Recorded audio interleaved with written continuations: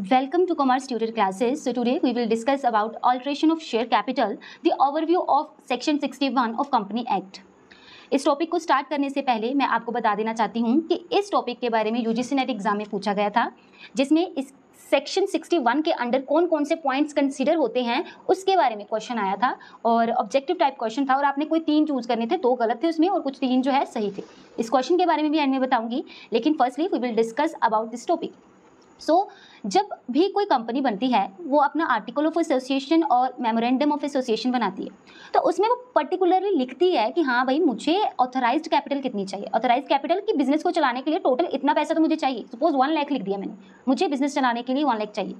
लेकिन मैं सोचती हूँ कि फ्यूचर में अगर मेरी कंपनी एक्सपैंड करी तो फिर मैं क्या करूँगी, मुझे तो पैसे की जरूरत है लेकिन मैंने लिखा ही ऑलरेडी 1 लाख है। तो इस केस में most of the time already companies mention करती है अपने एओए में कि हाँ भाई फ्यूचर में हम और भी अपनी कैपिटल रेज कर सकते हैं, ठीक है। सो अगर लिमिटेड कंपनी के केस में उनके आर्टिकल ऑफ एसोसिएशन उसको ऑथराइज कर रहा है कि वो फर्दर शेयर कैपिटल में ऑल्ट्रेशन कर सकती है, चेंजेस कर सकती है, रेज कर सकती है, तो इस केस में सेक्शन 61 में जो भी पॉइंट आ रहे हैं सिर्फ और सिर्फ उसी के अंडर ही कंपनी ऑल्ट्रेशन कर सकती है, ठीक है। मीन ऑल्ट्रेशन अदर केसेस में भी होगी, लेकिन ऑल्ट्रेशन वाला पॉइंट अपने अंडर कौन से पॉइंट ले रहा है, ये सेक्शन के पर्टिकुलर पॉइंट्स हम पढ़ेंगे आज, ठीक है। So overall start with first point कि फर्स्टली ऑल्ट्रेशन क्या कह रहा है कि आप ऑल्ट्रेशन सेक्शन 61 के अंडर अपनी कैपिटल को इंक्रीज कर सकते हो। मेरी ऑथराइज कैपिटल थी 1 लाख, लेकिन अभी मुझे 2 लाख चाहिए, तो मैं क्या करूँगी, फर्दर शेयर्स इशू कर सकती हूँ। अभी किस किस केस में कैसे कैसे शेयर्स इशू करूँगी, ये सेक्शन क्या बोल रहा है, हम न्यू शेयर इशू कर सकते हैं। कोई भी न्यू कंपनी जो है अपने फर्स्ट टाइम शेयर्स इशू कर रही है, अ कंपनी में new equity shares to existing share holder on a pro rata basis. अपने एग्जिस्टिंग शेयर होल्डर को आप देना चाहते हो शेयर्स, देन राइट इशू कर सकते हो। The rights issues allow existing share holder to purchase additional shares, ठीक है। जो हमारे एग्जिस्टिंग शेयर होल्डर्स हैं उनको पहले राइट मिलता है कि आप ये शेयर्स खरीद सकते हो। प्राइवेट प्लेसमेंट, आप पब्लिकली नहीं डिस्क्लोज करना चाहते, आप किसको शेयर्स बेचना चाहते हो तो आप प्राइवेटली भी चीज़ खरीद सकते हो। So section 61 of alteration first point कह रहा है कि आप अपनी कैपिटल को इंक्रीज कर सकते हो। It doesn't talk about decrease in capital, ये कह रहा है सिर्फ और सिर्फ इंक्रीज कर सकते हो ऑल्ट्रेशन 61 सेक्शन के अंदर। देन सेकंड पॉइंट ये कह रहा है कंसोलिडेशन एंड डिवीजन। अभी कंसोलिडेशन एंड डिवीजन क्या कहता है कि आप अपने शेयर्स को पार्ट्स में डिवाइड भी कर सकते हो और उसको कंसोलिडेट भी कर सकते हो। इसका क्या मतलब है, सपोज मैं एक शेयर जो है मेरा ऑलमोस्ट 100 रुपये का बिक रहा है, ठीक है, लेकिन मैं क्या करना चाहती हूँ, उसको डिवाइड करना चाहती हूँ ज़्यादा से ज़्यादा। अभी डिवाइड क्यों करूँगी, क्योंकि मैं चाहती हूँ ज़्यादा से ज़्यादा लिक्विडिटी हो। सपोज वैसे तो एक शेयर 100 रुपये का बिक रहा है अगर, तो मेरे पास कितने पैसे आ रहे हैं कंपनी के पास 100 रुपये, मैं उसे शेयर्स को डिवाइड कर दूंगी। वो कैसे, अभी उससे एक शेयर का प्राइस जो है मैं 10 रुपये कर दूंगी और उसे डिवीजन करके 10 शेयर्स में डिवाइड कर दूंगी। So 10 multiply by 10 is equal to 100, तब भी मुझे 100 ही आ रहा है। डिफरेंस कहाँ आया कि जो हमारे शेयर्स की वैल्यू है, पहले एक शेयर 100 रुपये का मिल रहा था लेकिन अभी एक शेयर 10 रुपये का मिल रहा है। इससे क्या हुआ, जो हमारे जैसे स्मॉल इन्वेस्टर है वो भी अट्रैक्ट होंगे इन चीज़ों को खरीदने। और अगर आप चाहते हो कि नहीं मैंने अपने शेयर्स की वैल्यू इंक्रीज करनी है, मैंने बड़े इन्वेस्टर्स जो कि बड़े सीरियस होते हैं इन्वेस्टमेंट से रिलेटेड, बड़ा सोच समझ के करते हैं, क्योंकि अगर डिवीजन करोगे तो स्पेकुलेशन के भी चांसेस होते हैं। अगला पर्सन सोचता है कि चल कम पैसे में शेयर्स आ रहे हैं तो मैं खरीद लेता हूँ। लेकिन अगर आप चाहते हो कोई सीरियस इन्वेस्टर को जो बड़ा दिमाग लगा के चीज़ों को खरीदना चाहते हो, आप अपने शेयर प्राइस महंगा करना चाहते हो, अपनी कंपनी की रेपुटेशन बढ़ाना चाहते हो, तो इस केस में आप कंसोलिडेशन करो।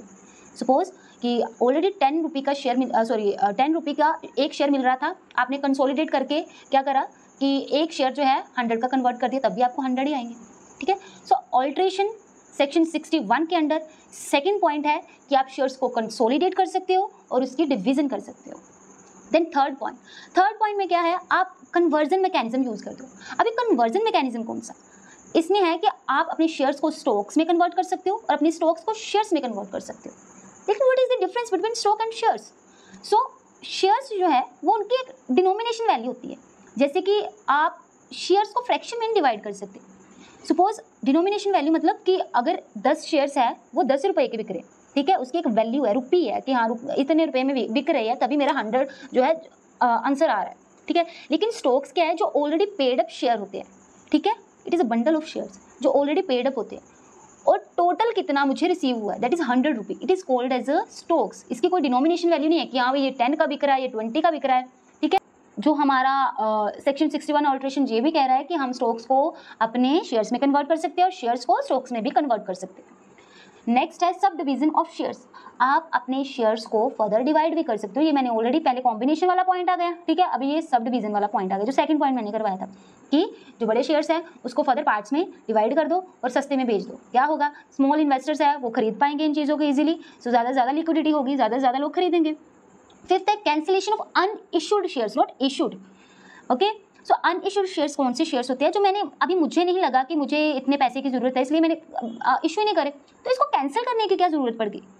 क्योंकि सपोज मेरे पास 1 लाख ऑथराइज कैपिटल है, as I already tell you, लेकिन ज़रूरत मुझे सिर्फ 80,000 रुपये की है, तो रिमेनिंग जो 20,000 है उसकी मुझे स्टैंप ड्यूटी भी पे करनी पड़ेगी, कुछ लीगल चार्जेस भी होंगे। जो भी हमारे ऑथराइज कैपिटल जितनी भी हम रेज करते हैं, हमें उसके ऊपर स्टैंप ड्यूटी और लीगल चार्जेस पे करने पड़ते हैं, एक तरह से हमारी कॉस्ट होती है। लेकिन मुझे सिर्फ और सिर्फ 80,000 की ज़रूरत है, ठीक है, और बाकी रिमेनिंग 20,000, उस बाकी जो एक्स्ट्रा है उसकी मैं फीस क्यों पे करूँ? तो जो हमारे अनइश्यूड शेयर्स हैं उसको मैं कैंसिल भी कर सकती हूँ under section 61 alteration of company act 2013। Exclusion क्या है, किन किन चीज़ों को ये कंसीडर नहीं करता है? फर्स्टली आप पूरा का पूरा फाइनेंशियल स्ट्रक्चर को नहीं चेंज कर सकते हो। आप नहीं कह सकते हाँ भाई मैंने जो इशूड कैपिटल है उसको भी अभी कैंसिल करना है, इशूड को नहीं आप कैंसिल कर सकते हो। अगर वो करना है तो उसके लिए अलग सेक्शन बनेगा, सेक्शन 61 में नहीं वो चीज़ कंसीडर होगी। देन शेयर बायबैक, मैंने प्रेफरेंस शेयर रिडीम करने अपने, इस सेक्शन में नहीं होगा, 55 या फिर आई थिंक 66 सेक्शन में उसका डील होगा, ठीक है। Then transfer of shares, alteration का मतलब ये नहीं कि आप किसी को भी ट्रांसफर कर दो। इन चीज़ें अगर आपको ऐसा MCQ आए जिसमें ये भी पॉइंट हो और कहे कि सेक्शन 61 में बताओ कि हाँ भाई कौन कौन से पॉइंट आते हैं, ठीक है, तो आप इनको एलिमिनेट करोगे। आपको मैंने 5 पॉइंट बताए, कौन कौन से?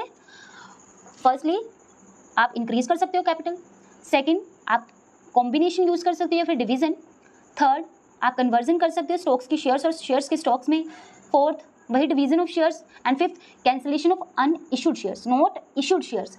सो अभी नेक्स्ट जो हमारा पॉइंट है that is related section which is comed under 61 to 64 section. 61 का तो हमने बात कर लिया, ऑल्ट्रेशन किया ना, तो 62 किसकी बात कर रहा है? This section discuss the further issue of shares and right of existing share holder during capital increase. कि अभी हमने फर्दर शेयर्स तो इशू कर दिए, तो एग्जिस्टिंग शेयर होल्डर्स का रिमेनिंग शेयर्स और कंपनी में कितने राइट है, क्या राइट बचा है? 62 इसके बारे में बात करता है। 63 की बात करूँ तो related to the issue of shares at a discount, जो डिस्काउंट में इशू हम करेंगे शेयर्स, उसे कौन सा सेक्शन डील करेगा? 63। 62 किसको करेगा कि बाकी रिमेनिंग जो एग्जिस्टिंग शेयर होल्डर है उनका क्या राइट बचा यार। देन सेक्शन 64 किसके बारे में बात करता है? It address the cancellation of shares and provision regarding unissued shares enhancing clarity of share capital alteration. कि क्या प्रोसीजर है, किस तरह से कैंसिल करना है, कितने दिनों में रिपोर्ट देनी है, इस सारी चीज़ों के बारे में सेक्शन 64 बताता है, ठीक है। सो ये जो 4 section, there is section 61, 2, 3, 4, it is something which is related to share capital और it's relate to alteration perspective. So overall summary मैंने ऑलरेडी बता दी है कि 5 चीज़ें हमने ऑल्ट्रेशन सेक्शन में पढ़ी हुई है। फर्स्ट वन इज इंक्रीज कर सकते हो कैपिटल, सेकंड वन इज आप कंसोलिडेट कर सकते हो, डिवीजन कर सकते हो, third division of shares, conversion of shares and cancellation of unissued shares.